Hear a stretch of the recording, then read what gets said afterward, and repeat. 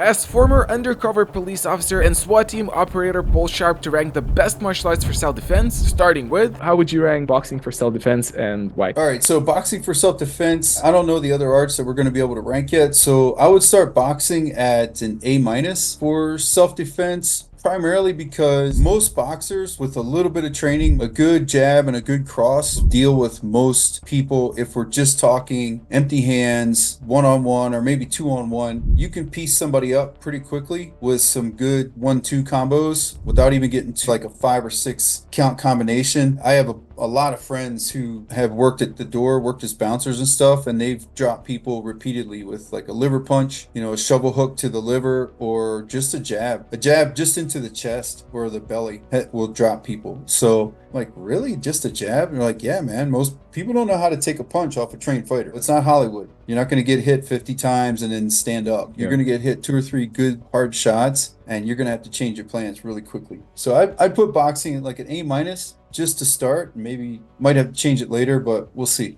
how it goes. Why A minus instead of A? Only because I don't really feel the aspect of dealing with grappling where people are grabbing you, trying to get a hold of you. I feel like maybe some of the older school boxers, the dirty boxing aspect, they would probably do really well in there, but I don't think a lot of that's taught nowadays, at least not to people who aren't competing. So for a regular guy going to a boxing class a couple times a week, that's going to be a different kind of boxing. So once the clinch happens, I think they're not going to be as skilled in there as say others might be. So I think maybe they're leaving something on the table with the lack of time in the clinch. Now, dirty boxing is just not a big thing. Like if you look at most of the pro boxers now, I can't really think of any that stand out, like a Roberto Duran or one of those guys where you're like, man, if that guy gets in the clinch, he's going to knock you out. Like he's going to get you in the clinch and he's going to hurt you there. So maybe it's a lost art. I could be misinformed on that too. There's probably 500 boxers that are like, I'm a dirty boxer, but yeah. But for the general public, self-defense, that would be the only thing that would keep it from being higher, but maybe as we go through this, it gets bumped up. I believe you shared a story of having to fight multiple opponents and primarily using striking, or am I Oh yeah. yeah? Can you Yeah. tell a little Yeah, bit about that? so it was 3 people and primarily I just used boxing. I was on an icy, it was winter time and I was on a driveway trying to get my daughter out of the car and had to deal with 3 guys. And I just kind of sat down and just started cracking them. And the first guy dropped pretty quickly. The second guy dropped just as quickly. They weren't prepared. They were not ready for somebody who can actually fight, actually throw solid punches and hit accurately. That's the other thing too, I think, that you get from boxing is the ability to accurately place your shots on somebody. A lot of people I had a boxing coach that described it as, I don't think about the punch, I think about the target. So wherever I'm trying to get the hit, wherever I'm trying to land on them, that's the form or the shape my arm is going to take to create the necessary angle to get in on that shot. So after a point in time, you no longer think about 1, 2, 3 or whatever. You just think about, I'm trying to get to the liver. I'm trying to get to the lower ribs. I'm trying to get to the solar plexus. I'm trying to get to where the shoulder and the belt tie in together. I want to like hurt that, spasm that. So you start looking at targets. So when I was dealing with these guys, they were swinging, but they were super inaccurate. They were just not connecting at all. And I was connecting almost every time. So that was a big benefit. So yeah, and boxing is kind of my first love too. So Oh, nice. I boxing. didn't know that. Yeah, that it's actually I started wrestling early, but I probably did the most boxing as far as after school was over and there was no wrestling any longer, I continued to box. So Oh, boxing's always been there. nice. And Yeah. one more question before we move on to the next one. It almost seems to me that boxing is one of those few martial arts which offer a solution, quote unquote solution, well, partial solution to multiple attackers, because most martial arts would be probably in trouble against multiple attackers. So in general, anyone would be in trouble with multiple attackers. Yeah, for sure. I remember you Yeah. telling me that as well before, but it seems like boxing is almost like a fair enough solution for, or a tool Yeah. for multiple attackers. Would you agree? I agree. It definitely the footwork, the movement, and then just the grind of boxing is Mm. a toughening process. that is unlike a lot of other sports. And you definitely learn, it's like judo. Everybody wants to throw, nobody wants to get thrown, but part of Mm. judo is learn how to take a throw. And part of boxing is learn how to take a shot and keep on going. Don't let it disrupt you. Stay on your plan and keep cracking. So that's a huge benefit. And to the point of those guys attacking me, jumping me in my driveway, having the ability to just weather the storm, and they're throwing shots at me and I'm just in the pocket just rocking them. That was a big benefit. No. And I don't think they were ready for that. Obviously Yeah. they weren't ready for it, but you know, Yeah. but that's not something, unless you're training every day in the gym, you're getting in there mixing it up. It's a foreign concept of, wait, I'm going to get punched back. Like I thought, I watch movies and they just punch everybody, nobody gets hit. Yeah. Like, no, you're going to get hit, you're going to get rocked. And are you able to like bite down hard on your mouth guard and keep going, get back in there and stay in the pocket, So Nice. definitely a big benefit. Kickboxing, how would you compare it to boxing? Man, well, so kickboxing has a bunch of different rule sets. They don't allow the knees or the elbows that Muay Thai does. Kickboxing has, in my experience, which is dated years ago, the kickboxing I competed in, you had to throw 6 kicks per round, a minimum of Oh. 6 kicks per round. And yeah, there was some other rules like that to make sure it wasn't just straight boxing. Otherwise, what was happening was guys who were just boxers were coming in there and just wrecking people. So they had to, you got to throw at least 6 kicks. So a lot of the kicks that I ran into at that time were kind of karate, taekwondo-ish, the side kicks. And if you think about the original kickboxers like Joe Louis, Benny the Jet, Bill Wallace, those guys, the kind of the big guys. There's a guy from Canada too that's really good. I always forget his name. But those guys they came from a karate background. Right. And so that's why I think those kicks kind of look like that, and it incentivized those kicks. So I would probably just stick with boxing. So I would put kickboxing down around like a D. Oh, wow. Like it's just, it's better than nothing. But if you're looking at self-defense, I would probably, as a kickboxer, if I had to fight on the street, I would just box. Yeah. I would forget the kicks and just box. Right. Yeah.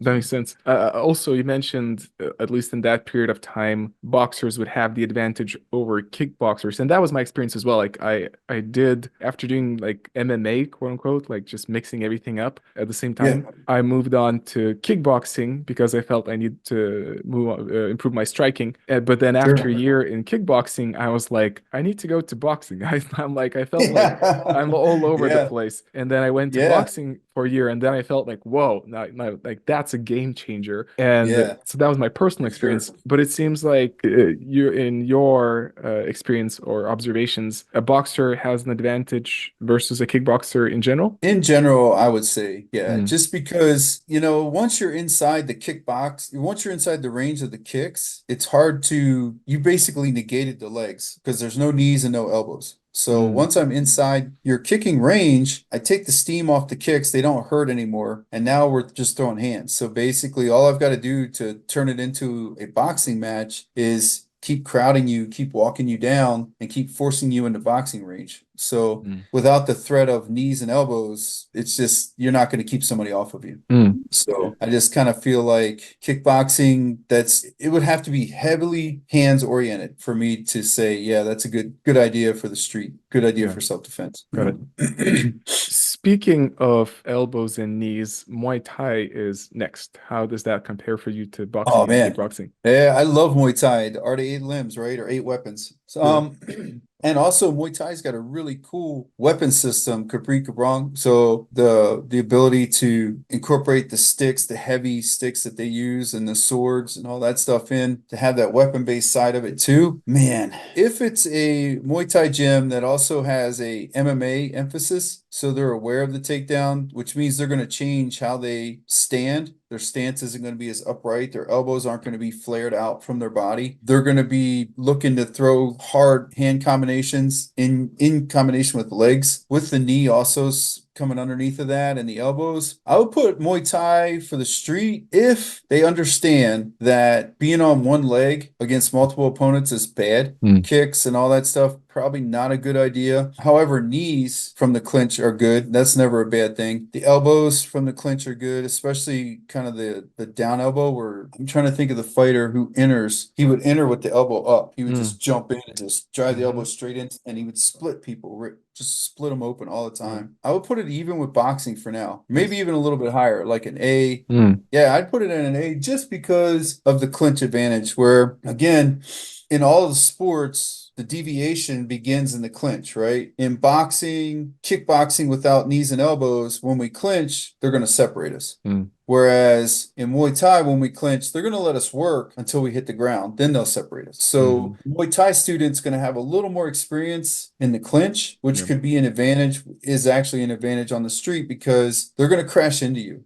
You know, they're not good at maintaining that distance. They're not good at managing the space. They don't have the skill to keep you at the optimal range. So they're either going to move way out and stay away from you, or they're going to crash into you. And it's just one of those things where when we do crash, I would want you to have some skill in that clinch. Disadvantage for Muay Thai students is the clinch is heavy on the collar ties. You know, they're heavy on getting control of the head and controlling the head. The problem is when my hands are up here controlling your head, where are your hands? And if there's weapons involved and I'm not controlling your hands, that means your hands are free to go to work on my body with whatever it is, whether it's a screwdriver, a knife, whatever, and I'm not doing anything to stop that. You know, I need to be controlling those hands in the clinch. So that would be the only disadvantage, but I feel like that could be fixed with just a minor tweak. And one of the ways to do that is just, I don't know if you've seen the bicep control drill, the inside Thai control drill that Muay Thai does. Yeah, that drill where you just learn to just control their arms is similar to boxing. You learn it in boxing too, and you just control it so they can't hit you from in the clinch. So if you spend enough time there, then it's just a matter of just tweaking their mindset. Just like, listen, when you're on the street, you're going to need to monitor those hands. You can't just get greedy and grab their head and try to just start ripping them around and ripping them into knees and elbows, because their hands are free and they can access the tool. You're going to have a problem. But I feel like Muay Thai would do pretty good. You know, I've had one experience on the street where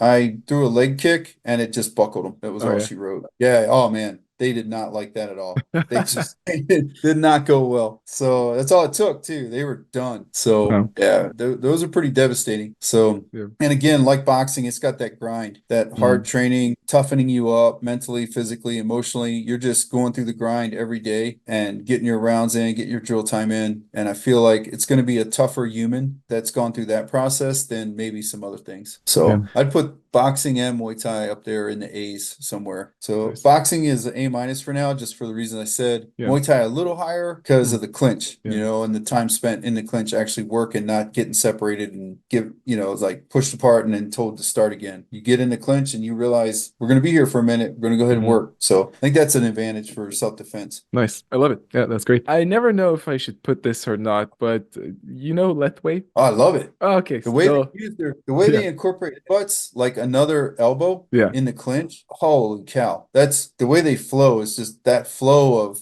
elbows, headbutts. You know, they use the shoulder to bump you up and drop in the headbutt and stuff like that's crazy good, man. I don't know. I don't want to do it, but I like seeing it. You know, like I feel like I've had enough brain damage. I don't want to add to it, but man, that's good stuff. I like it. It's one of these ranking conversations I had with another person. We were discussing Lethwei as well. Like, well, it's a good thing, but it's like, how do you train it? It's like, where do you train it? It's like, we know it exists and there's some fighters, but it almost seems like it's not like, you know, like, hey, come to a Lethwei gym. It's like they're not out there. But it's hard to find the gym. It's hard to train it. I guess. Yeah, I don't know how you would train it. What's the Lethwei champion? Dave Leduc? Yes, where he shows his training, where he puts his hand on the bag, so he just kind of trains and then just kind of taps the bag, and so he's not hurting himself repeatedly or causing brain damage. I think that's smart. You know, that's smart, but I just don't know, like you said, how would I train it all the time? Or how do I train it? Kind of like the combat Sambo guys. Like, how do you train to headbutt? You know, it's just, I don't know. I guess the only time you can really use it is a competition, you know, because sparring, I don't know how you would train it in sparring without, back in the old days, like in the Jeet Kune Do days, of my training career, Mm. we would use a motorcycle helmet. So we would have the uki would put the motorcycle helmet on, Mm. and then we could headbutt, knee, elbow, all that good stuff on the motorcycle helmet. And even then, though, you'd get your bell Yeah. rung. Even inside the motorcycle helmet, you're still getting rocked around, and your neck's getting torn up. And Mm.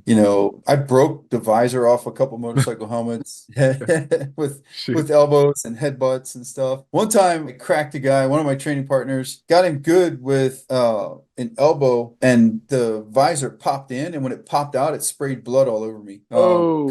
It cut him, and Oh it just like no. scooped a big chunk out and just threw it back on me. I was like, okay, cool. Yeah.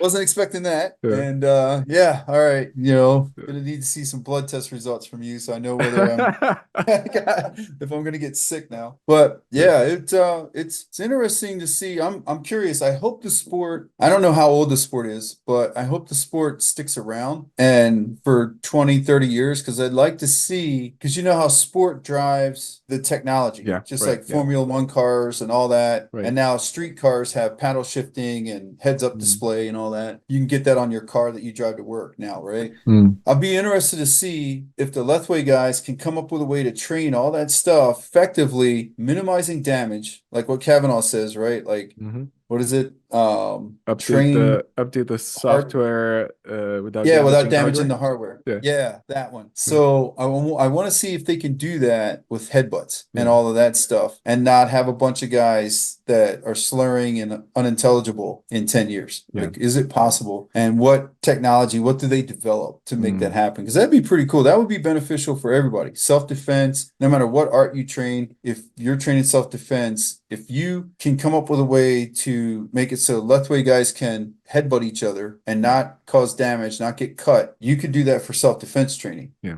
So then you could teach these people to, here's where you could headbutt when you're on the ground, or here's where you could grab the face and all that kind of stuff, and not have people permanently maimed, So, Yeah. but yeah, I like it. I love that. What score would you give, or shall we give a score to it? Oh yeah, man. Because of the headbutt Mm. and the grind and the training, I'm gonna put it up at the S. Oh, nice. Like for a stand-up, yeah, for a stand-up art, where if you could develop the ability to seamlessly throw elbows, dirty box, short, close punches, elbows, and headbutt somebody, that's a wrecking machine. That's terrifying. Yeah. That's terrifying. Having somebody on you that you can't get away from, and they can do all that, Mm. scary for a street fight, really scary, Yeah. Yeah, now all the person needs to do is bite. Yeah. Like, if they can throw elbows, headbutts, dirty box, all seamlessly, just flow, and every now and then bite chunks off of you. Oh, That's plus. terrifying. Yeah. Yeah, that's terrifying. That's scary, Nice. I added the next one. So there's gonna be a mix. We started with Yeah. some heavy hitters, but next Yeah. one is Capoeira. So you may surprise me, but feel free to also be ruthless. Well, man, so I have almost zero Like direct experience. experience. Yeah, I have almost zero experience with that art, other than seeing it at like festivals, Hmm. or like when in Miami and places like that, you would see at festivals there'd be guys doing the dance Mhm. and stuff. Yeah, and when I was in Jeet Kune Do, there's a movie about that. Like, yeah, I remember it's in the 90s, like in Hmm. 93, 94. When I was doing Jeet Kune Do at Unified Martial Arts Academy in Miami, a lot of the instructors there were also, they would do like Hmm. stuntman work for movies in that area. And so they had to learn some of the movements for, I can't remember what the name of the movie was, but it was some movie, Hmm. and I just remember watching them practice and just thinking, like, it's cool, but what are you gonna do? Like, what do you do with it? Yeah. So yeah, I wouldn't even consider it for self-defense. Hmm. I would put it at like an F. Yeah. It's just not my thing. Nothing against the guys that do it. It's kind of like super athletic, super impressive, but I don't want to fight with it, Yeah. But again, maybe it's just my lack of knowledge on this Hmm. subject. So maybe there's somebody out there that'll educate me and Yeah. tell me, like, hey, I knocked out 15 guys one time in a bar fight. Yeah. Yeah, yeah. Doing this stuff. I'm with you, and as well, I think because now we're looking at pure martial arts here. This person is doing only this martial art because there are Yeah, some videos. I think there are few out of many, but where a capoeira guy in like a kickboxing match or an MMA match, they do some spinny thing and then yeah, almost accidentally knocks the other guy out. But yeah, yeah, it's like capoeira works, but then probably that guy also did MMA training, kickboxing training. yeah, It's like it's not just capoeira by yeah, itself. Yeah. yeah, Yeah. exactly. So I'm Not with you. just that thing, Yeah. right? Well, next one is really interesting for me to hear your opinion about because know you already spoke a little bit about it. Jeet Kune Do, from what I know, it's been a big part of your life, at least for a while. Yeah, Yeah. yeah. So I trained a lot in that. I still do some of the stuff. I still train a little bit of everything. The philosophy, the concepts Mm, have influenced me, mm, especially just being able to fight in every range, including weapons and all of that mm, stuff, influenced me a lot and influenced my training quite a bit. I think what happens though is that there's a little bit, so the average Jeet Kune Do student, I think, ends up with a little bit of a man, what would you call it? Where they master of none kind of thing, or yeah, yeah. yeah, they're doing so much different stuff and the training methodology too. Like that's always the thing. If you look at Lethwei, Muay Thai, boxing, there's resistance. Mm, There's real timing. You have to know how to really move, how to really time your shots, and how to deal with somebody who's really trying to hit you mm, and getting after it. And there's no false drills or anything like that where you're not really in danger of getting hit. mm, There's always the danger there of you're going to get knocked out if you mess up, mm, and I feel in the majority of the JKD places that I trained in or have been around, there really wasn't a whole lot of that. It was talked mm, about, and some places would have like a Friday night fight night, you could come spar and do whatever. mm, But as far as on a regular basis, every class, not that you got to beat the crap out of each other, but every class, like a boxing gym or an MMA gym, we're going to work against each other for an hour. At some point during this time here, we are going to be gloved up, actually playing the game, like actually doing it would be like saying, I'm going to play basketball, but I'm just going to do a lot of talking about it. And maybe I'm just going to pass the ball back and forth. And mm. when I dribble, you're not allowed to take it from me. And when I go to shoot, you're not allowed to block me, So you throw me in a game and then I wonder why I can't make it work, Mm, And it's the same like with MMA, every now and then I coach the MMA practice here, primarily coach Jiu-Jitsu, but every practice we are going to get after it. And that doesn't mean we're cutting each other open, like nobody's getting black eyes and all that stuff constantly. You're not getting brain damage, but there's going to be light hits.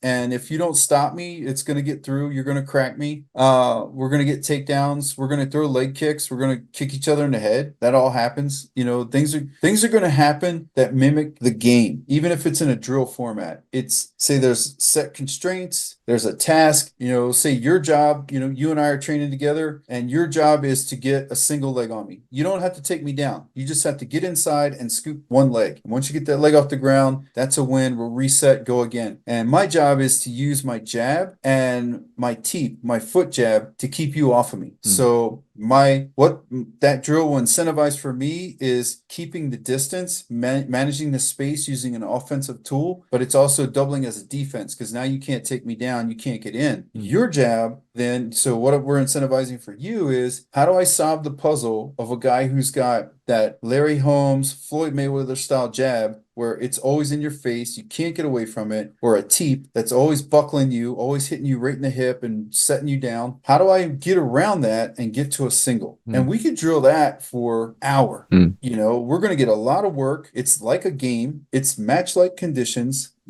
And then when we say at the end, we go, hey, let's just play the full game. Let's just get in there and move around, play the full game. Let's go at like 50% because we don't want to get cut open. We got to train more than just once this week, but we're going to go ahead and play the full game now. You're not going to be surprised when we plug you back into the full game if I throw a jab and it hits you in the face, or if you see a jab coming and you slip it and get on my leg and pick me up and dump me on my butt and then move into a ground and pound. mm, You've done proper drilling to equip you to do that. And that's where I see kind of where JKD has kind of lost the way is they don't do that kind of stuff. Yeah. You know, that's just not how it's all choreographed drilling. You know, it's just like fight choreography. Like it's great, it's cool, it's cool to watch, but it's not helping me get ready for a real fight. So it's not. I would put JKD at like C minus, you know, somewhere around C minus, just because of that. Like it's just the training methods, you know, if you have good training methods, you can plug a lot of stuff in as a delivery system, but you got to have good training methods. So that's where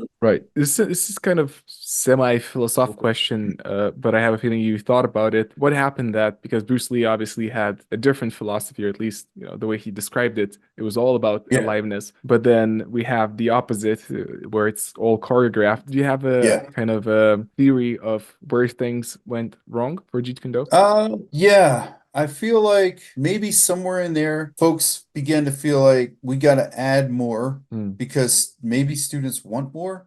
And some of it maybe is that different instructors were interested in different things. And so that's the direction they went. And rather than everybody else saying, well, I want to focus on Savate. I want to learn how to do Savate. And I think that would be an effective stand-up art for me. And I'm going to do it for a couple years. And if I don't like it, then I'll move on to something else. And I think what happened was different people went different directions. And what we ended up with was kind of this eclectic collection of things that sometimes don't really blend very well.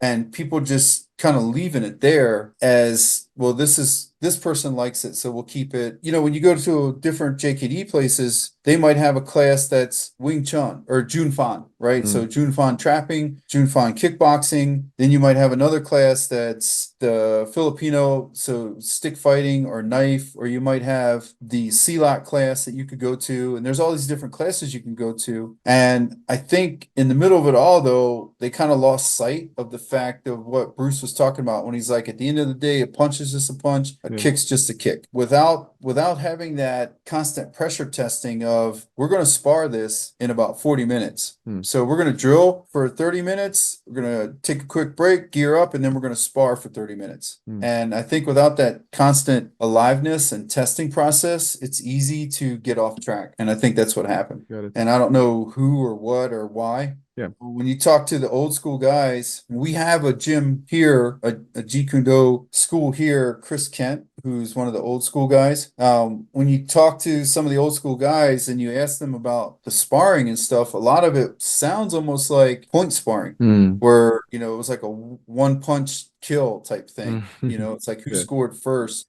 And I get why, because maybe they were trying to incentivize being first, intercepting, you know, because it is the way of the intercepting fist, right? So maybe they were trying to emphasize that and incentivize the ability to explode with the strong side forward, you know, the power side forward philosophy too, that those guys talk about, and the influence of fencing, you know, where it's that one shot and then you win.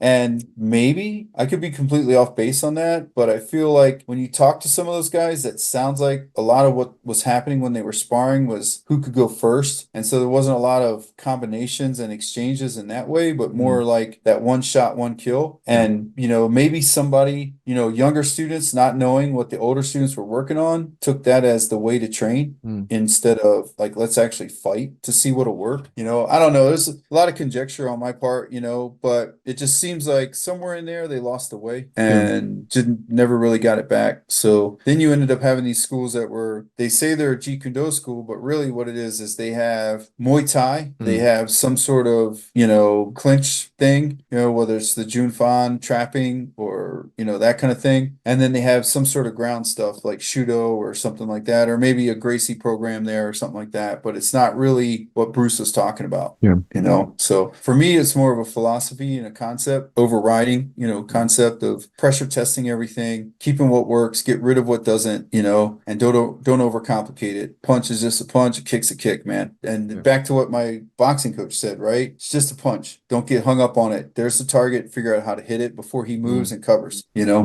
So Got it. Makes sense. Yeah. Now, there's different types of karate. So the way I learned to define it for this specific thought exercise is general karate. You're walking down the street and you enter this school. So we're not talking about, apparently there's exceptions like, old school Sure. karate, this and that. But Yeah. let's, if we generalize it for the sake of convenience, what's the first thing that pops to your mind when you think karate for self-defense? If you want to learn more about Paul Sharp and his teachings, check out paulsharpcoaching.com. Or if you want to see 6 martial artists compete in various self-defense challenges to see who's the best, check out the Ultimate Self-Defense Championship in the description. What's the first thing that pops to your mind when you think karate for self-defense? It's not going to be effective, not going to work. So in general, like you said, if it's just the general everyday, kind of stuff that you see, I don't have a lot of faith in what's going to happen there. I trained in Ishinryu, Goju-ryu, and Weishi-ryu, which are all primarily Okinawan styles. Yeah. And I liked it for the experience of learning something new, but I would not fight nor try to fight with what I learned. And maybe, that's because I only had a year in each. I only spent a year in each. So maybe I don't know all the secret sauce. But I'm willing to bet after watching the upper belt spar that it wasn't going to get much better than what I experienced at a year, because it just looked like really bad kickboxing when the upper belts would spar. I never watched them and thought, oh man, if one of the guys from my boxing gym was here, he would get crushed by these guys. Like, I never thought that. I always thought the opposite, actually. I always thought, man, these guys need to learn how to box. They don't know what to do with their hands, So yeah, I wouldn't, with all the caveats, like you said, there's different varieties, but some guy walking down the street finds a karate place or Google searches for karate near me. Man, I'm going to put it down there with the F. I'm going to put it in the F, yeah, it's just not going to happen. That concept you mentioned of, well, I presume it part of that is just being polite about it, but saying that maybe I didn't, maybe I didn't learn the secrets of it. But then maybe, right. I don't know. But then at the same time, if you train boxing or Brazilian Jiu-Jitsu for a year, in this case, martial arts, which I'm familiar with, I know that after a year, especially if it's like a normal, regular person training it, that person will have a huge advantage versus a person who hasn't trained it. Oh yeah. But then, exactly. but then you trained like karate for a year, and it doesn't sound like you would have had a huge advantage by training No. just right. So yeah, that settles No, that. not at all. Not at all. Like if you think about, if you took identical twins, so everything's the same. Yeah. Genetically, they are the same. Yeah. And you lock them in a room separate from each other. And one trains Lethwei or Muay Thai or boxing for a year. Yeah. And one trains whatever karate for a year. At the end of the year, you let them out and make them fight. Who do you think's going to win? I have a pretty good bet. Yeah, we can bet. We Yeah. can safe bet on who's going to win. Yeah. So, Cool. How does it compare to Taekwondo? Man, I would say Taekwondo is probably on par with karate. What you're gonna find again, right? Like I'll grant you that there are guys out there that can make it work. But over the years, at one point in time, I had 5 Taekwondo black belts, high ranking black belts, training in my gym. And none of those guys all of them were pretty frank about what they now know their odds would have been compared to doing jiu-jitsu just for a couple years. And and thinking about it too, of all the people I know that do Taekwondo, which is quite a lot, I know a lot of people. I only know of one gym or dojo that has an actual course the first 8 or 12 weeks that the student trains, where they teach them, like, here's what you need to know to fight. Kind of like what we do in SBG, where you have your foundations course where you learn jiu-jitsu versus the world. How do I defend myself? Chris Outer thing. Think street, practice sport, or train sport, practice the art. And you have that first foundational period where you learn to deal with the street. Like, what do I need to do to fight anybody, anywhere, anytime with anything? That's what I'm learning right now in foundations. And then after that, they get bumped up to the intermediate advanced classes where it's all about the sport. Like, we're just having fun, doing the cool stuff, all the twisty, spinny, back takes and all that kind of stuff. And now it's just fun. And then eventually you create your own art, which is just an expression of you. If I see Rokas rolling on the other side of the mat, even if I'm half blind, I should be like, oh, I know who that is because I know his art. That's his art. That's his jujitsu, his expression. And so I only know of one Taekwondo place, and the guy's name's Dan Vallon. He's in Illinois. They have a curriculum at the beginning where you learn how to deal with street fighting, self-defense stuff. So sucker punches, some guy trying to football tackle you, basically, not a good wrestler, just trying to grab you and rush you, bum rush, all that kind of stuff. stuff. He works on that as well as weapons and everything else. And then they get into the sport side of it, you know, where the kind of the Olympic, whatever you want to call it, Yeah. Taekwondo. So yeah, I just don't have faith that if you walk down the street, join a Taekwondo place, you're going to come out of there in a year and be able to fight. I just don't. I don't see it happening because I just don't see it happening. So Yeah, yeah.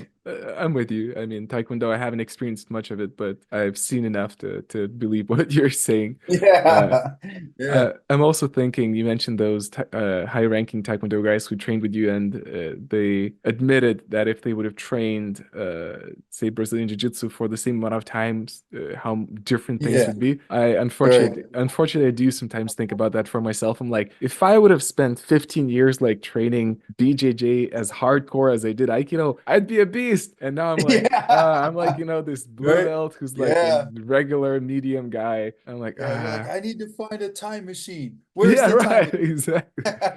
It is what it is, but yeah, things would be very Yeah, different. Things would be very for different. sure.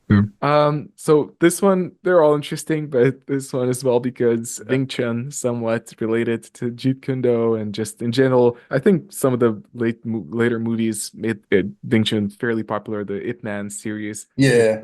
So Yeah. what's your opinion about Wing Chun? Man, so I did a dive into Wing Chun during my Jeet Kune Do days early, trying to Mm, understand better. Because the concept is you go out and you train the individual arts as intensely as possible, and then come back to your Jeet Kune Do all right. and try to incorporate everything and put it all Mm, together, integrate it.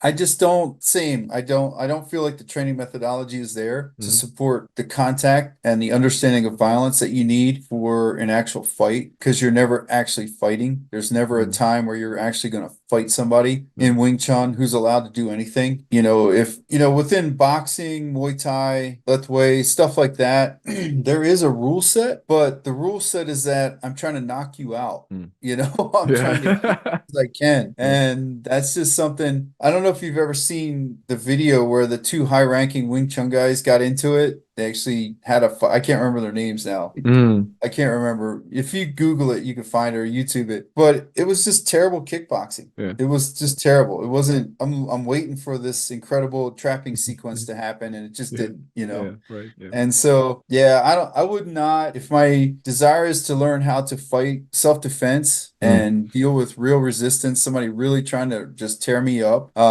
yeah, Wing Chun's not going to be the thing I'm going to go to. So probably like, man, I would say like an F for most of the Yep. stuff because there's nothing there for me. Yeah. No, I don't have any use for it. Cool. You don't need to feel bad about putting them in an F.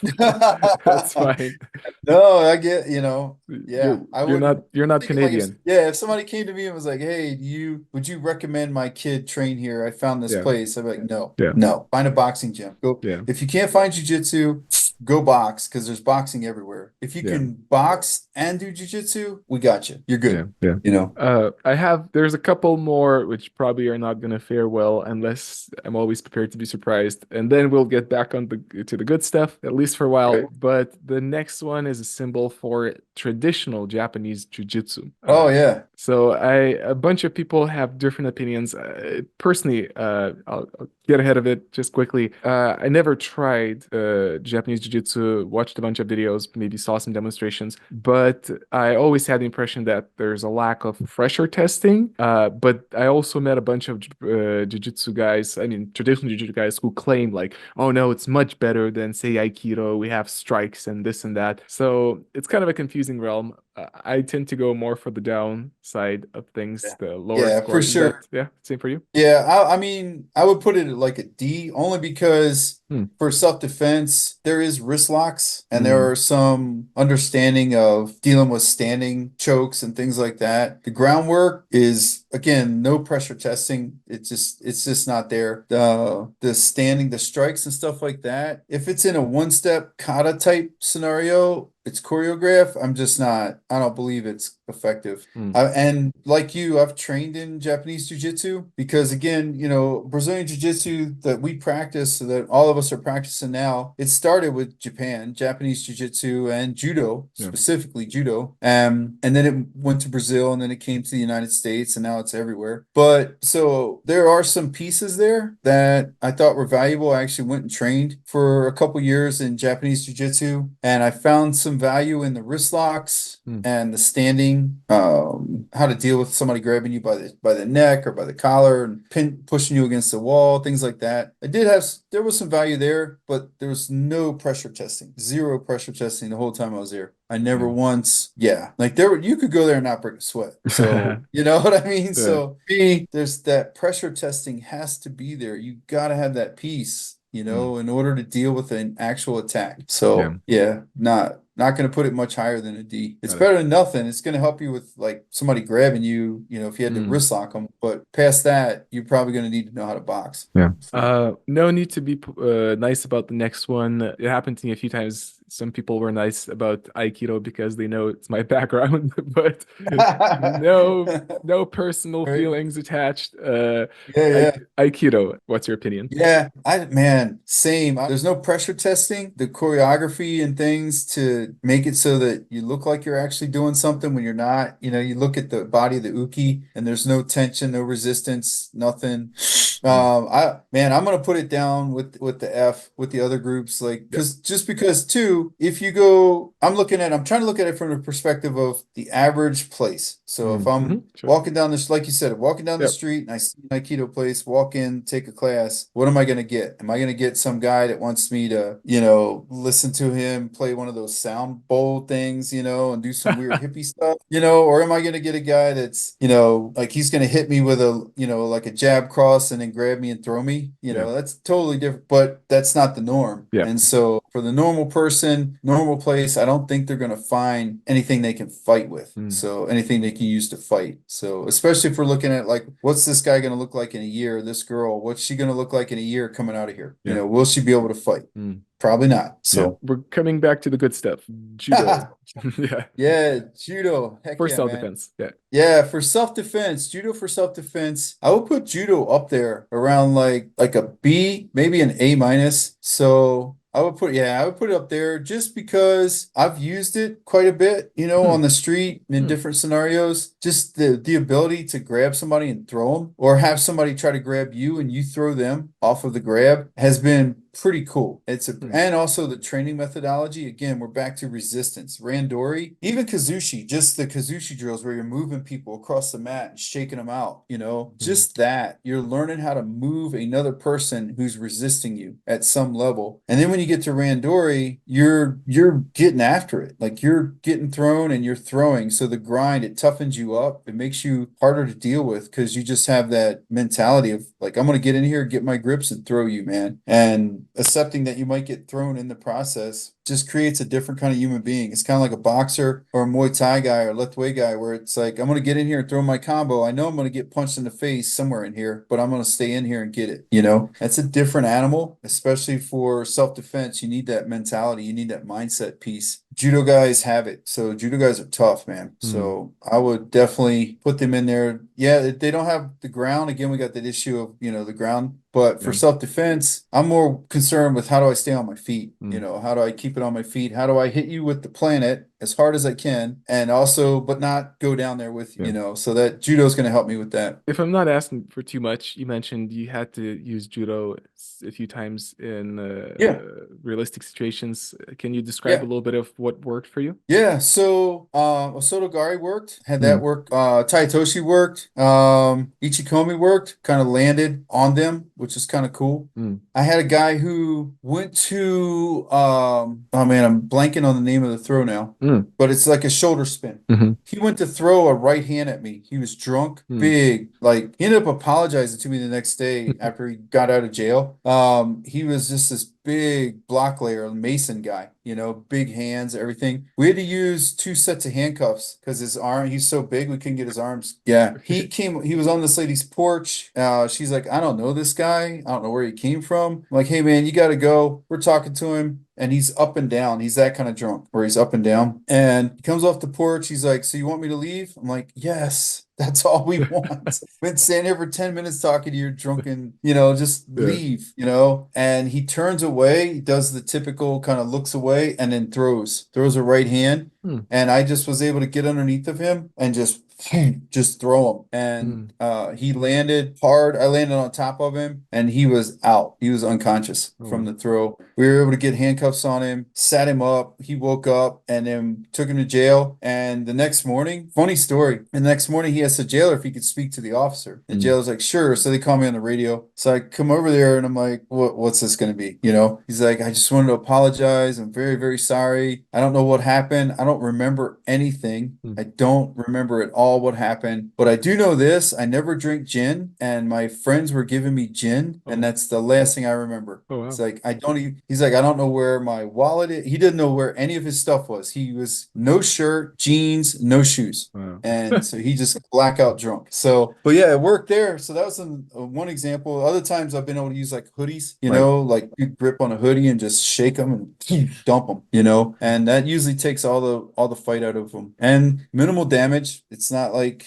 you're Mm. gonna see somebody punching somebody in the face, and Mm. you know that's never a good look. It's terrible optics, Yeah. and it's just quick. It's so fast. You know, because there's just something about somebody who can take you off your feet and dump you on your butt and Mm. then spin you over and get you handcuffed before you know what's up. Mm. That's just demoralizing. It just Wow. takes all the fight out of you, you know. So that was always my preferred approach, you Oh, know. wow. I don't want to get into this bloodbath. I just want to use my martial arts to just end it quickly, you know. So nobody gets hurt on either side of the equation. Like Yeah. they might have some bruises and some hurt feelings, but you know, that's about it, you know. Yeah, yeah, that's very interesting. I guess I had not a lot at all of street fighting experience, but I just have the impression that when you described it, that we box each other in the street, then every punch can just make you more angry and escalate the thing, unless you Yeah, get like really rocked, and then you're like, okay, I'm done. But then I can see yeah. the escalation happening. But it's really interesting to hear you describe that after a judo throw, it's like just this escalation kind of disappears, which is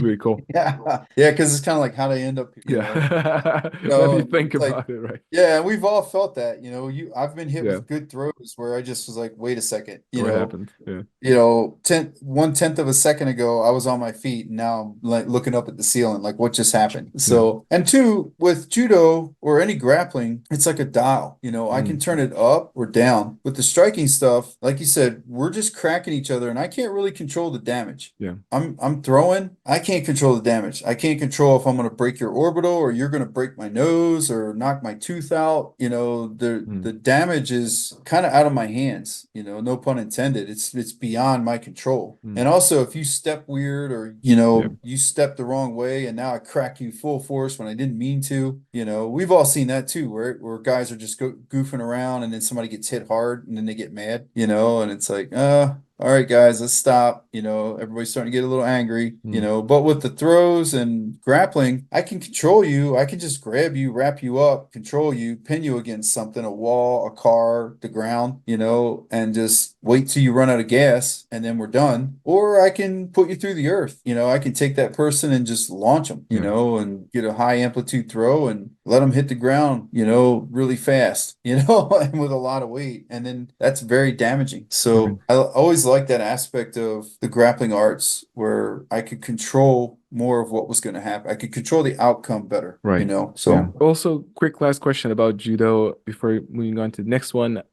When you described it, sounds like, whoa, judo is amazing, but you were describing it as a B or A minus.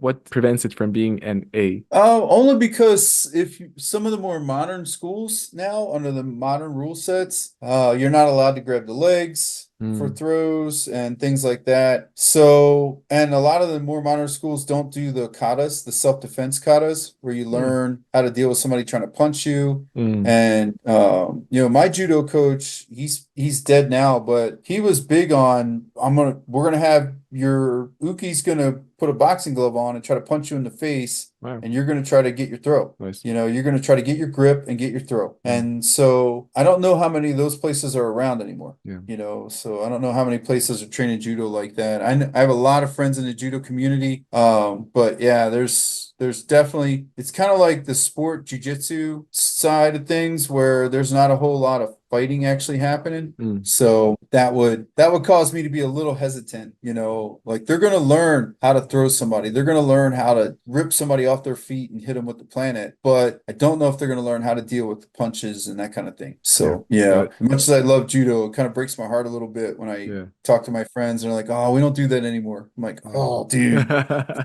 Come on. Judo Yeah. won the Tokyo trials for the police, you know, the police games in Tokyo, like back in the day. And Mm. judo is where Brazilian Jiu-Jitsu came from, you Right. know. Some people say Maeda spelled it Jiudo. So I'm Mm. not sure. I haven't seen that anywhere, but yeah, like it's about fighting. Yeah. So the judo that we come from is about fighting, Yeah. you know. So and I know there's guys out there that do still stress that side of it, Mm. but there's Sure. also some that don't. So, Yeah. you know, a little bit of a heartbreak there when I think about that. Yeah.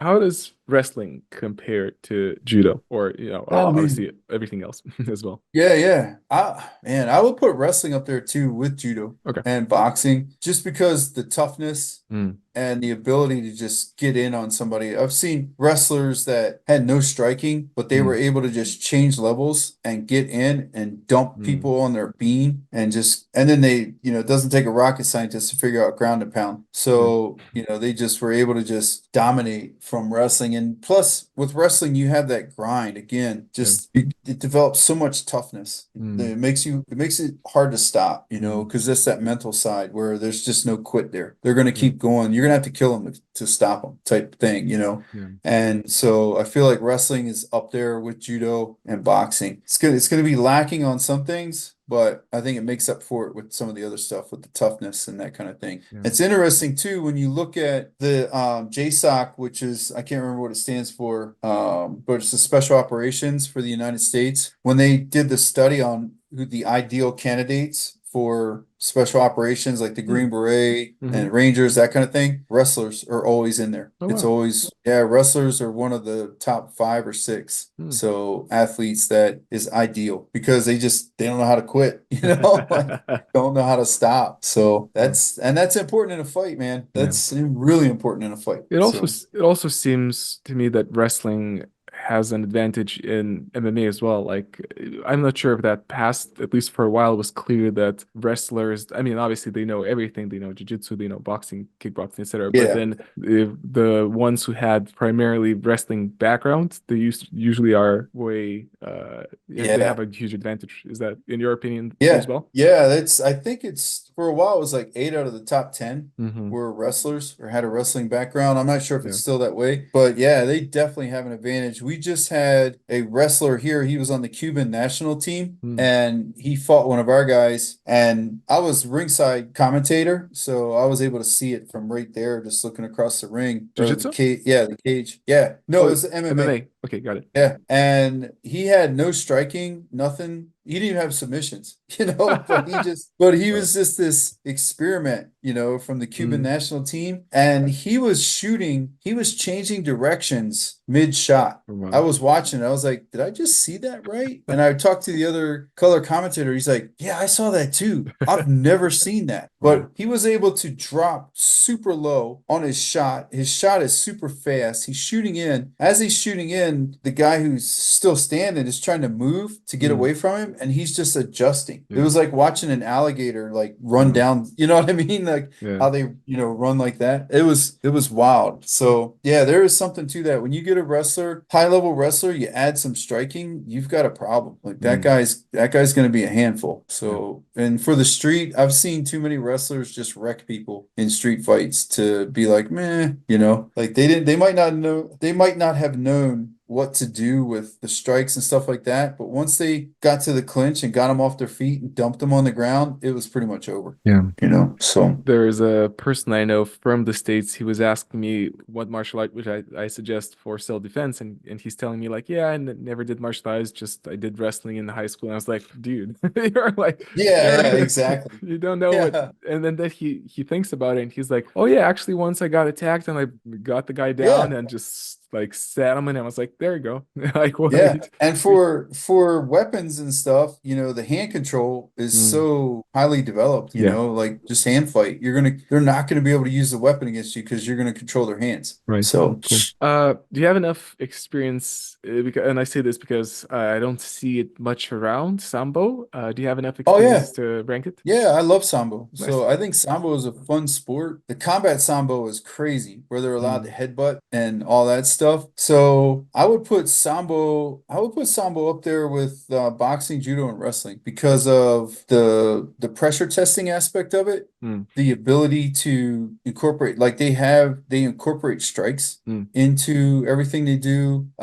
Yeah, I would put it up there with those with Sambo. Actually, I might even put Sambo a little higher. I'd probably put Sambo at Muay Thai Yeah, makes sense. because of the combat Sambo aspect of the sport.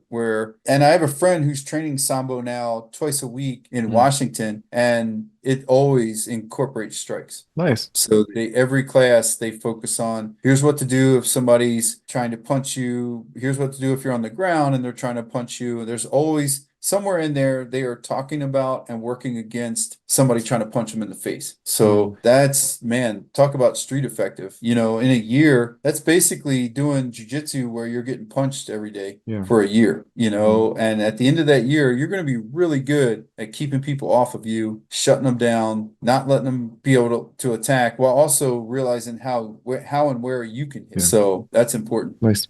And the big one, Brazilian Jiu-Jitsu. Man, yeah, this is a tough one now because I have a friend who runs a jujitsu gym who their foundations, their what they call fundamentals is Mm. how to pull a De La Hiva. That's like their curriculum for, yeah. And I'm like, Oh wow. so when do you ever deal with somebody trying to punch you? Never. Yeah. We don't do that. That Hmm. has nothing to do with the sport. So I feel like that's starting to happen more frequently Yeah. now in Brazilian Jiu-Jitsu, and that's kind of heartbreaking Hmm. because I call what I do jujitsu. It's just jujitsu because Yeah. it's a mix of judo, wrestling, boxing, and Brazilian jiu-jitsu at this point. So it's really Hmm. not that.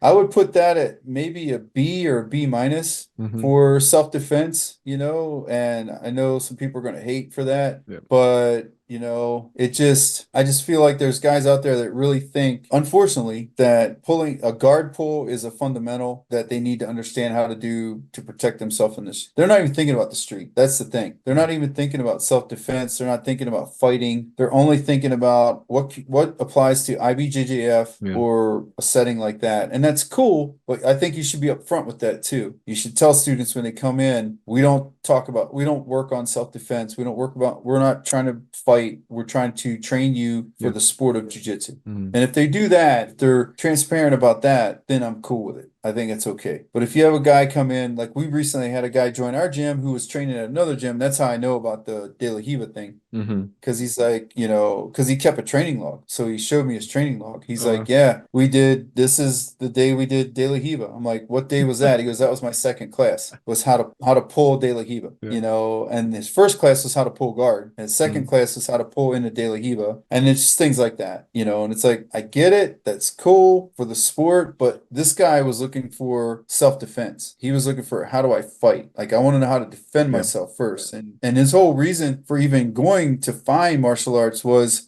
he was involved in a road rage thing Mm. and had that feeling of somebody standing outside his car screaming at him, telling him, get out, let's fight. Mm. And he didn't want to get out because he's like, I probably can't fight. Yeah. I don't know how to fight. I don't want to. Yeah. I don't want to do this. And so then he said, so that he's like, asked a friend, like, hey, what martial arts should I do? And the friend's like, well, Joe Rogan talks about jujitsu a lot. Mm. So that's cool, right? That's awesome. Yeah. So because he played in that clip where the guy's like, what's the practical benefit of jujitsu? And Rogan's like, if I wanted to kill you right now, I could. There's nothing you can do to stop. Yeah. And so he's like, all right, I want to do that. So Mm. he went and joined this gym because it was close to him. It was like 3 minutes from his front door. And after about 8 weeks, he realized he wasn't learning how to fight. Yeah. So, I think as long as they're straight up and they're like, hey, man, we are a competition oriented gym. We do not teach fighting. Yeah. Then it's cool. But if they're telling people like, hey, we're teaching people how to fight, we're teaching people how to defend themselves, I think you're going to be doing people a disservice. So I think they're still going to learn. There's a good chance. The reason I put them at a B is there's still a good chance they'll find a gym where Mm. there's fighters, Mm. but I don't think it's what it would have been maybe 10 years ago, Yeah. where it would have been easy to put them at an A or even an S. Where Yeah. like you walk into any Carlson Gracie gym, you're gonna learn how to fight. Mm. You know, you walk into a Half Gracie gym, you're gonna learn how to fight. You walk into an SVG, you're gonna learn how to fight. You know, Yeah. Henzo, same. You walk into Henzo's place, you're gonna learn how to fight. You know, Yeah. but I don't know about some of the other places. Yeah. So unfortunately, man, kind of breaks my heart to say that. Yeah. You know, because it's admitting that the critics are right. Mm. You know, so it kind of sucks. So, but Yeah, sorry, good. no, I was just gonna say, but I gotta be fair. I gotta be truthful. You Yeah. know, and that's what's up. Yeah. Where Yeah, much as it hurts my heart, that's what's up. I wanted to say though, I appreciate you not ranking Brazilian Jiu-Jitsu way up there because it's such a big part of your background and what you do. Mm. And so many people tend to be biased and they're like, well, I'm Brazilian Jiu-Jitsu, Dude, so it's an S, you know. man, it's what I teach 6 days a week. Six Yeah. days a week I teach jujitsu, but I know the jujitsu I teach. Right. You know, Yeah. I know they're learning how to fight. I Yeah. teach the intermediate advance, so less emphasis on fight, more emphasis on sport and MMA and that kind of thing is what we're looking at. But I know our foundations class is running at the same time, so I can see them and I'll see 10, 20 people on the other side of the mat learning how to deal with somebody trying to punch them in the face or whatever. You know, so self-defense, like learning how to actually defend themselves before they come over to my side and do the sports stuff. So yeah, kills me, Yeah. man. I mean, yeah. The only reason I don't put it at a B minus is because I know there's still those big gyms out there like Carlson and those Mm. guys who don't, you know, they make you gotta learn how to fight. Yeah. You know, you gotta learn how to fight first. You know, Carlson was probably the greatest fighter in the Gracie family, you know, and his gyms reflect that. And all my friends that are Carlson black belts are all fighters, Wow. you know, and their gyms are full of fighters. They fight, you know. So, you know, I think what's that Junior Wilson, the guy in London, his famous quote about, you know, no Nutella and all that stuff. Like we're here to fight, you know. Yeah, if you look him up, he's pretty funny. He's got some Yeah. good quotes. Hardcore, old school dude. But Nice. yeah, Well, unfortunately. hopefully 2 million people are watching this and they're doing jiu-jitsu and they're thinking right now, hey, maybe I should start incorporating fighting into my jiu-jitsu. Hopefully that's what's happening. Well, Chris Howder, you know, who is the godfather of SVG's jiu-jitsu. Chris, there's just a thing on Instagram, on his Instagram, where he's giving one of his guys a third stripe on his black belt, and he's talking about how this guy is a complete martial artist. He's a professional mixed martial artist. You know, he trains in all the disciplines. He actually does jiu-jitsu for fighting, but can also do jiu-jitsu just for fun. You know, like that's the ideal. That like, where did that get lost? Why aren't we doing that? Why is there more emphasis on that? Why aren't we in our rightful place? Because the Gracie challenges weren't that long ago. If you think about it, the 90s, that's not that long ago. 90s, the early 2000s. Yeah. I remember when I first started seeing my coach, people come in and my coach deal with them. You know, guys would come in and be like, I want to fight, blah, blah, blah. You know, my coach is like, all right, no problem. You know, thump, take down, choke, you know, or, you know, it's like easy, you know, like what happened to that? Where did that go? You know, why don't we have more of that? So I think we're kidding ourselves if we think that you can never train that and just somehow or another pull it off. You know, it's delusional. You know, I don't think that, you know, I train a lot, but if I go 3-4 months without doing, we call it roll punch, the class where there's punches while rolling. If I go 3-4 months without doing something like that, I'm rusty, man. I'm not as capable as I might think I am. You know, maybe against like a normal guy, I'd be fine, but it's just, you have to be realistic with yourself. You have to be honest with yourself and say, look, when was the last time I rolled with somebody trying to punch me? When was the last time I tried to take somebody down who's kicking and punching me? And if the answer is over a year or never, then don't be delusional. You're not going to suddenly, it's the equivalent of that guy. It's like, I'm just going to see red. No, you're not. You know, like, you don't know me, bro. I'm just going to get angry. You know, like, no, you're not. That's not going to happen. I just think we need to have more honest conversations and if the answer is no, I've never dealt with somebody trying to punch me in the face, or no, I never roll with the MMA team, so I'm never dealing with somebody who's punching me while we're rolling or punching me while we're in the clinch or trying to take them down while they're punching me. If the answer is that never, or not ever, then, fix it, or admit that you don't do it and you're not interested. That's fine too. But then you got to change change how you market yourself. You can't say we're here to help you for self-defense and fighting if you don't in fact ever fight. You know, it's disingenuous. Yeah. Like we're riding on the coattails of the forefathers of this, like Carlson and all those guys. We're riding on their shirt tails, you know, like we can point at them and be like, oh yeah, or 1992, 1993, Hoist Gracie or Hickson. Yeah. We can point at those guys and be like, oh yeah, well see, jiu-jitsu works. Uh-huh. Jiu-jitsu always works. Like it did for them because they trained for it. Like look at how they trained. You know, there was always strikes. Talk to Chris Howder about what it was like to train with those guys back in the day, or talk to Hal for Henzo or those guys now, you know, and ask them what was it like to train back then. There was always fighting, always punching, you know, and then you're like, oh, okay. And then you ask yourself, do I train like that?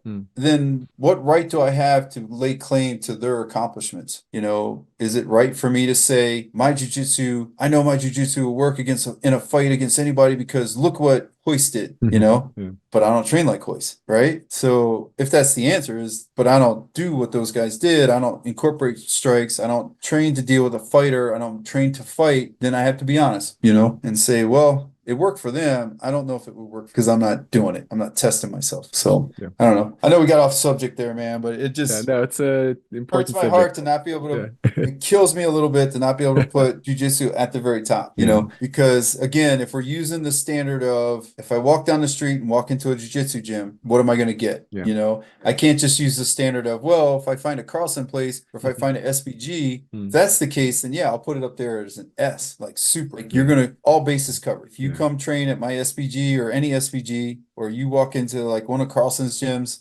you're going to learn how to fight, man. You're going to be tough, you know, but is that the norm? Is that every jiu-jitsu gym they walk into? I don't know. So sucks.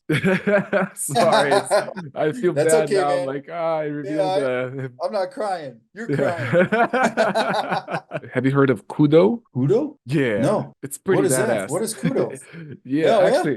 actually, I have a helmet right here. It's a Kudo helmet. Oh, dang. I think I saw you. Did you post something where you're doing that? Yeah, it's like Yeah, okay, I saw that. Let me it's write that down, man. I want to look that it's up. really cool. It's a really cool Kudo. martial art. Yeah, Yeah, what it's is it? Tell me about it. it's so they have these specially designed helmets, and they also apply headbutts, elbows, knees, everything. Oh, And nice. it's with gi, and there's specific rules, but there's takedowns, and whenever you do a takedown, you can submit the guy in like 10 or 20 seconds. I don't remember the Oh, so exact rules. it's like combat sambo. Essentially, With a yeah. better helmet. Yeah, with Yeah, a better yeah. helmet though. And They don't have the also, yeah, and also it's bare knuckles. They have these tiny gloves where Oh, it's mainly to protect their hands from hitting the plastic part and cutting themselves. oh yeah, yeah. Just so they don't get cut. Yeah, so Oh, that's bad. it's That's really way cool. cool. Yeah, Yeah, it's not mainstream, man. but luckily we have a good school in my country.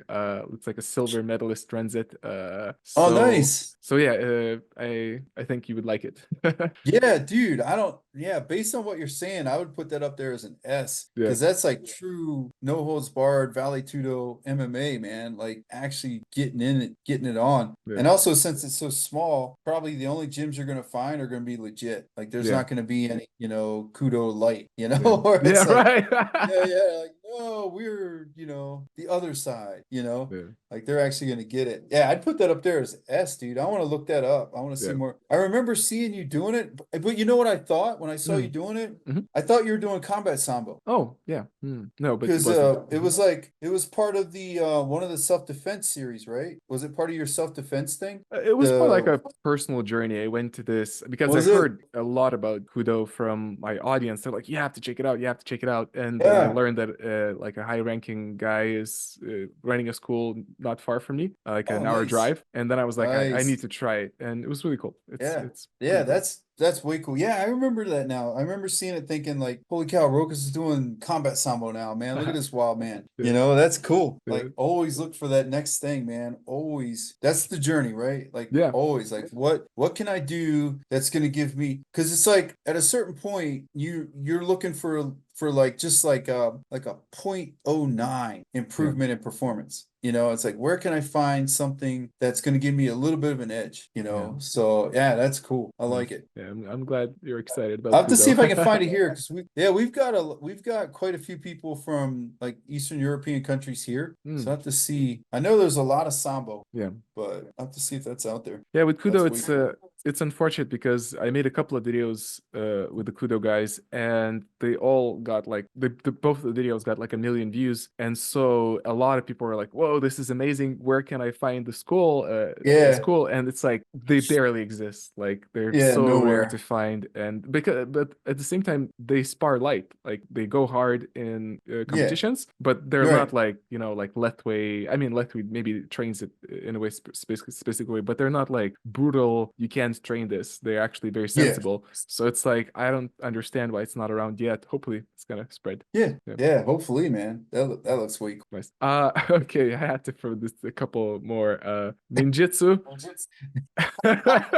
Some people are gonna wonder what your opinion is. Yeah, man. I don't know. The only advantage for ninjutsu is you get those cool shoes. Oh So you yeah. get the cool shoes, man.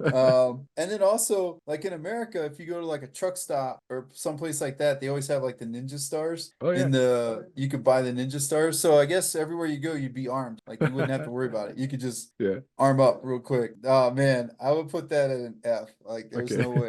Got it. Unless throwing salt on somebody works. I don't know. I mean, using the smoke bomb to escape, that would be great. That'd be great. There's It's some just days. I wish they would pressure test it. They would go like hard, Yeah. full out, and Yeah, they're let's like, see it. okay, you Yeah, let's try to see catch it. me and knock me out, and I'm gonna use my ninja gadgets. I'd love it. Yeah, That'd be great. exactly. I'm gonna use my ninja gadgets and parkour and get Yeah, the heck out of here, that'd be and cool. my smoke bomb, Yeah. know. Now the next one is pretty much equivalent. Again, I almost questioned if I should put it in there, but recently Yeah. there's been some videos where they're like, "Hey, this is combat Tai Chi or whatever." Yeah, I Uh, saw that. I saw like the push hands competition or something. yeah, And I just probably, thought that's just really terrible wrestling. yeah. It's like terrible, terrible wrestling. I don't know if the rules are they can't move their feet because they never move their Mm, feet. So probably. I think they have to stay stationary and Hmm. yeah. But I'm like, if I was gonna work on an art based on the ability to move another human using that push hand type thing, I would just go learn how to I'd go find some sumo training place and train with the sumo guys. Like Yeah. they know how to move a human, Oh yeah. And there's a lot of technique to that, man. It's not just brute force. So like brute Yeah. force plays a role, but there's a lot of technique to it. So Mm, I would just go train sumo, yeah. Yeah. Good Yeah. point. I put that as an F unless you have a lower score. So F minus. Sorry, it's not there. Now this one it could go both ways, either way, but Kali-Escrima-Arnis, aka Filipino martial arts. I presume that was part of your background. Yeah, yeah, man. I was able to get an instructor level Mm, certificate, I guess you would call it, hmm. instructorship in two of the Filipino martial arts I was interested in. Mm, Man, if they're pressure testing, which surprisingly quite a few of those places do actually stick mm, fight, they'll mm, actually get after it and crack each other and actually do the work. I would put it up there with Jeet Kune Do, like a hmm, C minus, because I feel like they do the weapon stuff is really beneficial if they're pressure testing it, mm, And from my experience, most of the places I've walked into over the years, they've been a pressure testing type mm, place. Like whether it's due to the Dog Brothers influence mm, or whomever, they were willing to go ahead and get after it. They had all the gear there, the fencing helmets or whatever, and the gloves, and they were ready to get it on. So I feel like, but it's so specific to weapon. The empty hand portion of the Filipino martial arts that I trained, the empty hand portion I really didn't feel was beneficial. I didn't feel mm, like there was a whole lot to it. The boxing and kickboxing, I felt like it was kind of like saying like in the United States you have what they call Philly boxing or Philadelphia boxing. There's Detroit, mm, there's LA, there's Chicago. Each area has like a unique blend or take, and mm, you can kind of tell the boxers by how they hold their hands and mm, how they move, where they're from. And I feel like the Filipino boxing or kickboxing that I learned was just kind of like a variation of that. It's a form of the boxing. Maybe there's an emphasis on, what they call destructions, like hitting the bicep or, letting you punch my elbow, like moving my hand in front of my face. But that's in boxing too. That's dirty boxing. mm, So I feel like some good stuff from there, but overall, I don't think it's going to be much better on the street than say a JKD person would be. I think Yeah. be about the same, There's also in that my arg experience. there's also that argument that it's not likely you're gonna carry sticks around, or I guess you can find one, but it's like you're kind of Yeah, you can pick restricting it. something up. Mm, Yeah, I think one of the things I got from the Filipino martial arts and also from the Thai weapon system was just an impact weapons are everywhere. You mm, can pick a book up, I can mm, pick anything up. If I can pick it up and swing it, it just mm. became an impact weapon. And Nice. so it's the same mechanics, the same, just understanding of how to make this thing, work for me. Mm, I feel like you can apply that to a lot of things. So that's one of the things I got from my time in the Filipino martial arts is just the feeling that you're never unarmed because anywhere mm. you go, there's something you can pick up. Yeah, So nice. yeah, I haven't thought about it that way, but once you said it, I'm like, yeah, makes a lot of sense. yeah. Nice. Now the next one is because they do present themselves as a self-defense thing. It's this is written Systema in Russian. Oh man, just learn how to Okay, box. I'm going for an F. Yeah, I'm not even gonna. I would Okay, not even time, not man. got it. Not even worth saying much about it. Makes sense. Right. Mixed martial arts, an argument is that some people would argue it's not a martial art, it's a mix of martial arts. At the same time, another side of the argument is that these days you can walk around and see like, hey, we're an MMA school, an MMA gym, and you're gonna come in and you're gonna learn MMA, and then you learn the whole Yeah, package. Like they don't right. specify, but it's just a thing. So Yeah. if it's an MMA gym, Mhm. how would you rank it for self? Man, I would probably put it with BJJ, like Mm, up around B, mm, based on just the MMA gyms I know. I mean, they're pretty scrappy. mm, They spend a lot of time getting after it, fighting in all the ranges. The only, yeah, I might even put it up like I might even put it as at an A, like up with Muay Thai and Sambo, okay. just because of that constant pressure testing in all the Mm, ranges creates a different animal. mm, And Adam Singer and I talked about this a long time ago. Adam said, like way back in the early 2000s, Adam said MMA is eventually going to become its own sport. yeah. Like right now, you have stand up, clinch, and ground, Mm, and you train each one, and then you put them all together when you spar. mm, And you spar in each range, and then you spar everything together. And eventually, you're going to find places that just teach it all as one thing. yeah. And I'm starting to actually see that where Hmm. I'm starting to see programs that are based around just putting it all together right from the start. Mm, And so I feel like that creates a hybrid type athlete mm, that is capable of going wherever the fight wants to go and they're comfortable there. They're yeah. not too worried. One of the color commentators that I just worked with, she had her first MMA fight when she was 16 and she's 27 or 26 now. Oh wow. So yeah, she trains the individual sports to, be specific on a thing, but most of her time has been spent combining everything. Just she's never thought of it as separate things. She's always thought of it as one thing. Yeah. And I'm just going to pull this piece out for a minute, work on it, and then come right back, So that's a different athlete. That's a different problem. So for self-defense, I feel like somebody who's training like that would definitely have an advantage. And most mixed martial arts gyms are gonna teach you how to fight pretty quickly, Mm, So you're gonna learn how to fight real quick. Like in a year, you're gonna be a fighter. nice. So Following one is a complicated one for various reasons. I'm sure you'll know what they are. It's Krav Maga. yeah, yeah, I would put that with the JKD stuff too, Okay. just because of the quality control. Yes. Mm, I there's a Krav Maga place near me that's absolute garbage. It's a joke. yeah. It's every if they were gonna make a parody TV show about Krav Maga, they would film it at this place. Yeah, Yeah. it's that terrible. Oh But wow. there's also a place, I'm told there's a place that's like 10 miles away, out of town that's really legit. It's actually pretty Mm, good. They got a purple belt there. mm, The owner of the gym, the guy that runs the place is a purple belt and nice. trains jujitsu a lot. Mm, So I'm told they're pretty legit, but that's the problem, is the reason that I've heard about that place being legit is because it's the exception. yeah. So Yeah. most of the places aren't, Yeah. Yeah. There's a place downtown because Boise's a college town. Mm, So there's another place downtown that's also, it's just basically, it's like Taibo or Boxercise or something, yeah. It's Yeah. just a bunch of hitting pads and yelling and feel good never dealing with an actual issue. And yeah, it's a Mhm. mess. So yeah, I would put it down there where it's like you might get lucky and find a good place, Yeah. but most likely you won't, you Mm. know. Since it seems you tried pretty much all possible martial arts, and this one in a previous ranking martial arts we just skipped because my guest didn't know it, so I'll Oh just give yeah. it a shot. Pencak Silat, have you ever Oh done yeah. it? Pencak Okay, Silat's pretty cool. okay. So yeah, it's Southeast Asian martial art for the most part. Blade oriented, a lot of movement that translates over to takedowns and stuff. The groundwork that I learned there, I would not, consider to be functional or effective. Hmm. The knife stuff I thought was pretty cool. Even Hmm. some of the empty hand stuff was pretty cool, but again, it's similar to dirty boxing. So I feel like you would just box, you know? Hmm.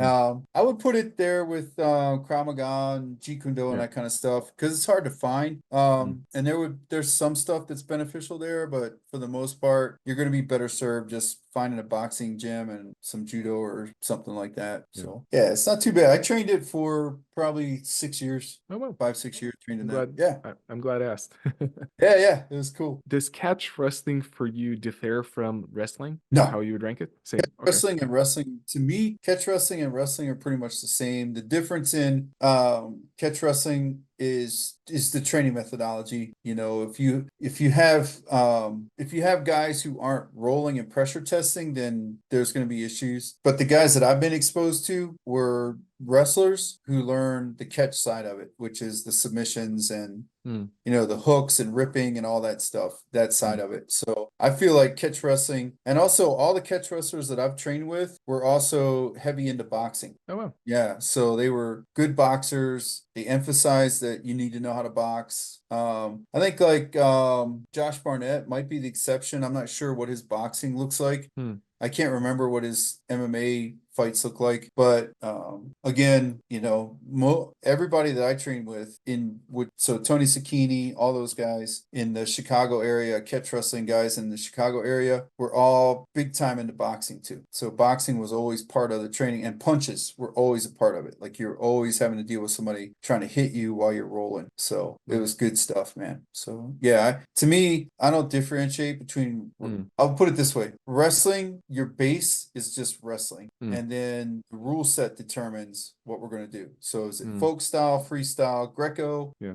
If it's catch, that means anything goes. Catch Hmm. is catch can, so anything goes. So yeah, I would put it up there. If you were to rank a martial art for knife defense, because from what I know, knife defense is like a whole curriculum you have. Yeah. Is there a martial art you would favor in regards to knife defense? Not a particular martial art, but grappling is what I Hmm. would favor. Because in order for them to cut me or stab me, they have to make contact because that's the nature of the weapon. It's a Hmm. contact weapon. So you have to be within arm's length. You have to touch me. And that's where control comes into play. That's where grappling comes into play. If I can get a hold of your arm and control your arm and not let you have it back, then I'm going to stop you from cutting me. I'll stop you from stabbing me. Hmm. So I would focus on the grappling with a good mix of boxing. So if you Hmm. have the ability to land a couple shots, kind of ring their bell a little bit before they close with you. But unfortunately, most knife attacks, people will tell you they didn't know a knife was involved until Hmm. it hurt, Yeah. like they've been cut several times before they realized a knife was in play. So now we're already in the clinch. So what's going to help me in the clinch? Any form of grappling, judo, catch, even jujitsu, it's going to help me there. So that's going to be my emphasis. That's going to be my focus. Got it.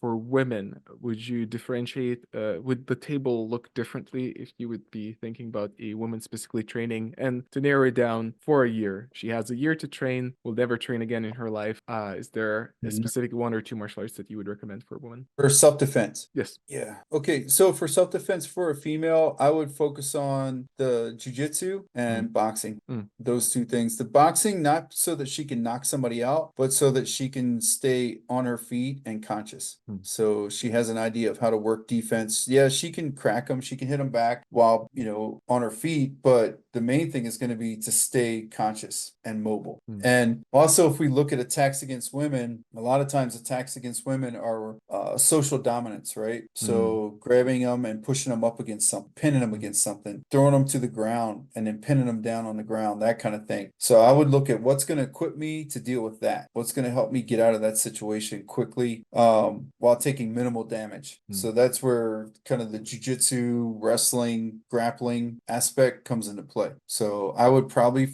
if I had a year and she's never going to train again, I would just have her work for a year hardcore on all the escapes from the ground, how to never get pinned, how to never get submitted. Not because submissions are going to play a role in an attack on a woman, but because the basic submissions of chokes and that kind of thing, those can only come into play if I have you pinned down. So if I can't pin you, then I can't submit you. So make it so that she's just unpinnable. And then also on the feet, make it so that she just can't be hit. If on the off chance it's an attack that's going to involve hits. So make it so she can't be hit, make it so she can't be pinned down, And then, again, back to the original roots of Brazilian Jiu-Jitsu, which is survive and escape first.